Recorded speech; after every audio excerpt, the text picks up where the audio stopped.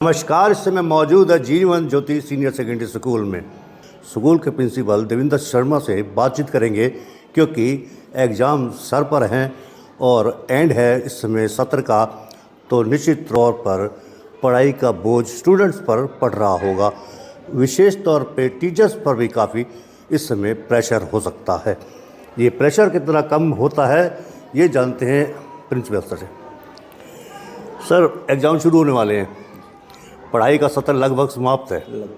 क्या कहेंगे कि जो आने वाला समय है आपका, हर साल टॉप देता है आपका जीवन स्कूल, तो प्रेशर रहता है इस बात का कि इस बार भी टॉप देना है?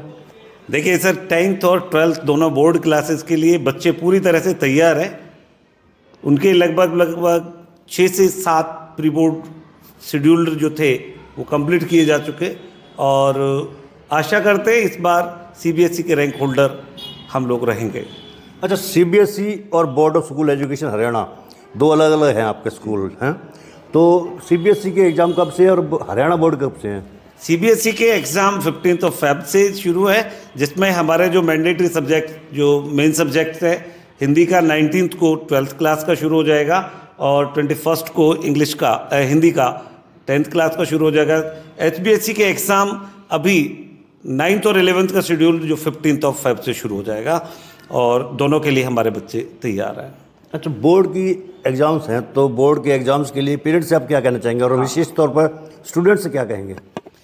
देखिए, सबसे पहले परीक्षा पे चर्चा आदरणीय मोदी जी ने बड़ा अच्छा एक सिस्टम लागू किया और पेरेंट्स और बच्चों को साफ तौर पर समझाया जाता है कि वो स्ट्रेस को इस तरह से ना ले कि क्या होगा, क्योंकि किसी भी परिस्थिति से पीसफुल माइंड से आप लड़कर जीत हासिल कर सकते हैं। अगर आप फ्रस्ट्रेट होते हैं, आप उत्तेजित हो जाते हैं, आप घबरा जाते हैं, तो जीत हासिल करना बहुत मुश्किल होता है। तो मेरा सजेशन तो बच्चों के लिए तो सबसे पहले कि they trust in themselves, they practice as much as they can. और चाहे वो मैथ सब्जेक्ट की बात करें या इंग्लिश सब्जेक्ट की बात करें या दूसरे सब्जेक्ट की बात करें, बच्चा जब अपने आप क्वेश्चन क्रिएट करने लगता है और क्वेश्चन का आंसर लिखने की टेक्निक एडप्ट कर लेता है, तो उसकी सफलता कहीं भी किसी तरह से छिपी हुई नहीं रहती। और दूसरे लिए अगर पेरेंट्स की मैं बात करूं तो मैं पेरेंट्स को सजेस्ट करना चाहूँगा, उनसे रिक्वेस्ट करना चाहूँगा, बच्चे के सोने के टाइम को ज़रूर मैनेज करवाएं। उसके लिए न्यूट्रियस डाइट, मॉरल सपोर्ट बिल्कुल भी कम नहीं होनी चाहिए। किसी भी कीमत पर बच्चे को डिमोटिवेशन इस तरह का ना मिले कि इतना मार्क्स नहीं आया तो क्या होगा, उतना मार्क्स नहीं आया तो क्या होगा, क्योंकि मॉरल सपोर्ट का होना बच्चे के लिए बहुत ज़रूरी है। इसलिए मैं पेरेंट्स से रिक्वेस्ट करूंगा कि वो बच्चे में विश्वास करें और बच्चे की क्वालिटी अपडेट करने के लिए उसके जो गुण हैं उनको सराहना जरूर दें। ये आपने पीछे फ्रेम लगा रखे हैं टॉपर्स के, सेशन में टॉपर रहा है तो पीछे फ्रेम लगे हुए हैं। ऐसा सुना जाता है कि फ्रेम आप पहले तैयार करा लेते हैं, इतना कॉन्फिडेंस होता है आपको कि इस बार भी बच्चा कोई ना कोई टॉप करेगा? सर, सुनिश्चित है। मैं कंपटीशन एग्ज़ाम की बात करूं तो मेंस और नीट में भी हम रैंक होल्डर रहेंगे और बोर्ड की बात करूं तो सीबीएसई बोर्ड में और एचबीएसई दोनों में इस बार भी हम सीबीएसई के स्टेट में पोजीशन मिनिमम होंगी। अदरवाइज तो वी एक्सपेक्ट कि हम इंडियन रैंक होल्डर होंगे। अभी आपका जो स्कूल का फंक्शन था, कोई टेस्ट वगैरह हुआ है, तो ये टेस्ट कौन सा हुआ है आपका? सर, ये स्कॉलरशिप कम एडमिशन टेस्ट था। इसके लिए ऑनलाइन ऑफलाइन दोनों रजिस्ट्रेशन मोड चले हुए थे। लगभग हमारे पास 1070 के आसपास रजिस्ट्रेशन लास्ट नाइट तक थे और आपने देखा लगभग 1000 से प्लस बच्चे टेस्ट में अपीयर हुए। कुछ बच्चे रह भी गए हैं टेस्ट देने से। अभी जब हमारा मॉर्निंग में एग्ज़ाम शुरू हुआ उससे पहले लगभग टाइम के लेट होने के कारण 150 के आसपास बच्चों को वापस भेजना पड़ा, जिसके लिए हमने 10th ऑफ मार्च को री एग्ज़ाम का शेड्यूल किया है। पर उसके लिए कंडीशन भी रखी कि उसका रजिस्ट्रेशन चार्जेस 100 रुपीज़, चाहे वो डिस्क्वालीफाइड बच्चा रीअपियर होना चाहता है वो भी उसमें, जैसे कि अभी मैसेज दिया है मैनेजिंग डायरेक्टर सर ने भी, तो उसके लिए 10th ऑफ मार्च का रखा हुआ है। स्कूल के एमडी वीरेंद्र गहलोत जी ने भी अब जो पेरेंट्स और स्टूडेंट्स की मीटिंग थी उसमें ये साफ तौर पे कहा कि मोबाइल का दुरुपयोग बहुत हो रहा है। आजकल के बच्चे को मोबाइल नहीं देना चाहिए। माता अपने बच्चे को जन्म के साथ ही मोबाइल पकड़ा देती है, बेटा आप इसे खेलिए, बेटी आप इसे खेलिए, अपना काम होमवर्क अगर हाउस में ये करें तो घर का काम निपटा देते हैं। ये सबसे बड़ी विडम्बना है हमारे देश के लिए। जो अब एक बात सोचिए, आप जो मेरे साथ ही खड़े हुए यहाँ पर, जब तक मोबाइल नहीं था या फॉर्म में नंबर डाउनलोड करने का कोई हमारे पास रीजन नहीं था, तो हमारे 100-200 नंबर हमारे याद हुआ करते थे। आज हमारे शायद घर के बच्चों का नंबर भी याद हमारे नहीं है। अब आप अपने से अंदाजा लगाइए कि हमारी जो ब्रेन पावर वो कितनी डाउन हो गई है। इसमें कतई कोई दो राय नहीं। बच्चे को ये नहीं पता कि उसके हाथ में जो डिवाइस है वो कितना कंस्ट्रक्टिव और कितना डिस्ट्रक्टिव है। डिपेंड करता है कि इन्वायरमेंट ने उन्हें अपडेट कितना कर रखा, अवेयर कितना कर रखा।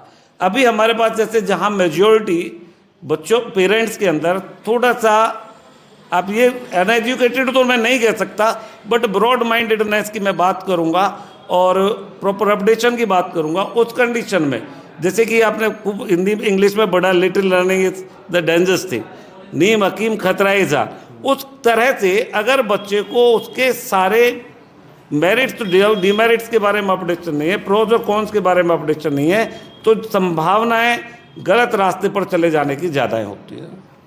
कई बार देखा भी होगा आपने, आजकल बच्चे बहुत ज़्यादा मोबाइल पे, आप कितना भी कहते हैं, जैसे आप कहते हैं कि बच्चे को मोबाइल नहीं देना चाहिए, लेकिन फिर भी पेरेंट्स बच्चे को मोबाइल देते रहते हैं अपनी जान छुड़ाने के लिए भी। कोई मदर है तो वो अपने किचन का काम करना चाहती है, पेरेंट्स हैं तो फादर है तो वो अपना दूसरा काम करना चाहते हैं, जैसे कोई मीटिंग करनी है या ऑफिस जाना है या दुकान पर जाना है, वो मोबाइल थमा देते हैं बच्चों को। ये गलत नहीं है क्या? देखिए सर, जैसा कि आपने कहा कि वो अपने टाइम को बचाने के लिए, अपने आप को काम से दूर करने के लिए इस तरह की परिस्थितियां क्रिएट कर रहे हैं, तो उन्होंने कॉन्सेप्ट ही नेगेटिव शुरू किया। वो जब नेगेटिव शुरू किया तो रिजल्ट भी नेगेटिव होंगे।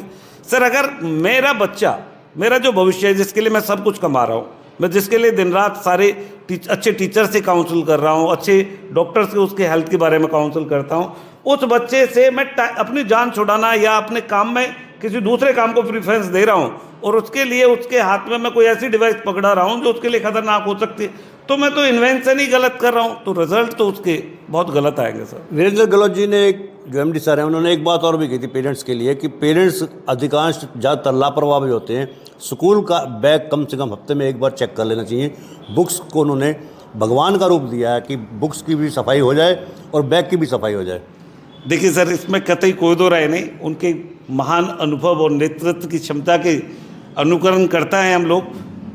अगर एक बच्चे का औचक बैग निरीक्षण होता है, बच्चे, सर आप जानते हैं कि बच्चे को पूरी तरह से ये पता हो कि उसे जाना कहाँ है और उसका ट्रैक क्या है, तो फिर तो किसी मार्गदर्शक की आवश्यकता ही नहीं रहती। हाँ, वो उम्र ही इस तरह की होती है जिसमें रास्ते के भटकाव की संभावनाएं ज़्यादा रहती है। उसमें ये भी हो सकता है कि बच्चा अपने सही लक्ष्य को जानते हुए भी उससे विचलित हो जाए।